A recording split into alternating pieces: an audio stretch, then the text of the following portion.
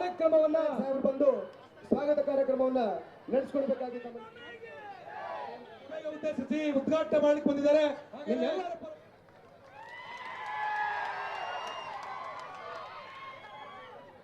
ನಿಮ್ಮೆಲ್ಲರ ಪರವಾಗಿ ಕೊಟ್ಟಿದ್ದು ಭೂಮಿ ಶಿಕ್ಷಣವನ್ನು ಕೊಟ್ಟಿದ್ದು ಸ್ವಾಗತವನ್ನು ಕೋರ್ತಾ ನನ್ನ ಮಾತನ್ನು ಮುಗುತ್ತಾರೆ. ಸಹೋದರ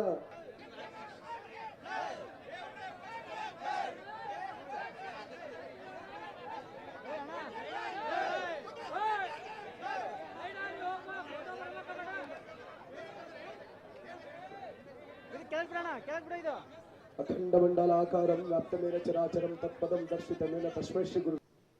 ಬಿಜೆಪಿಯವರಿಗೆ ಬಡವರ ಬಗ್ಗೆ ಕಳಕಳಿ ಇರಲಿಲ್ಲ, ದಲಿತರ ಬಗ್ಗೆ ಕಳಕಳಿ ಇರಲಿಲ್ಲ, ಹಿಂದುಳಿದವ್ರ ಬಗ್ಗೆ ಕಳಕಳಿ ಇರಲಿಲ್ಲ, ಅಲ್ಪಸಂಖ್ಯಾತರ ಬಗ್ಗೆ ಕಾಳಜಿ ಇರಲಿಲ್ಲ. ಅದಕ್ಕೋಸ್ಕರ ಅವರು ಮಾಡಲಿಲ್ಲ. ಯಾಕಂತಂದ್ರೆ ಅವರು ಬಡವರ ವಿರೋಧಿಗಳು, ಮಹಿಳೆಯರ ವಿರೋಧಿಗಳು. ನಿಮಗೆ ಗ್ರಾಮ ಪಂಚಾಯತಿನಲ್ಲಿ, ತಾಲೂಕು ಪಂಚಾಯತಿನಲ್ಲಿ, ಜಿಲ್ಲಾ ಪಂಚಾಯತಿನಲ್ಲಿ, ನಗರಸಭೆ, ಪುರಸಭೆ, ನಗರ ಪಾಲಿಕೆಗಳಲ್ಲಿ ಮೀಸಲಾತಿ ಕೊಟ್ಟವರು ಯಾರು? ಬಿಜೆಪಿಯವರ? ಯಾರು ಮೀಸಲಾತಿ ಕೊಟ್ಟವರು? ಕಾಂಗ್ರೆಸ್ನವರು.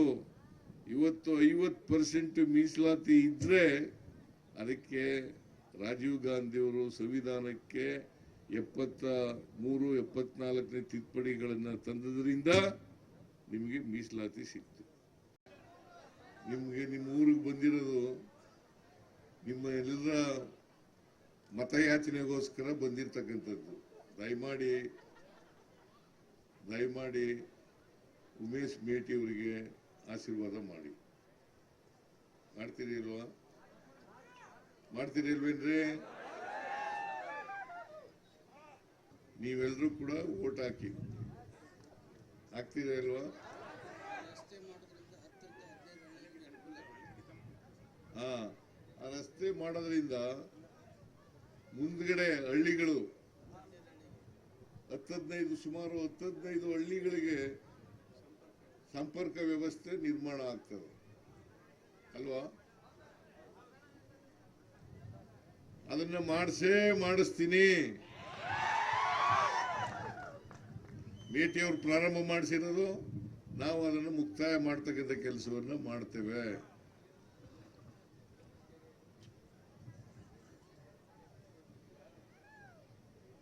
ಅದರಿಂದ ನೀವೆಲ್ಲರೂ ಕೂಡ ಉಮೇಶ್ ಮೇಟಿ ಅವರಿಗೆ ಆಶೀರ್ವಾದ ಮಾಡಬೇಕು.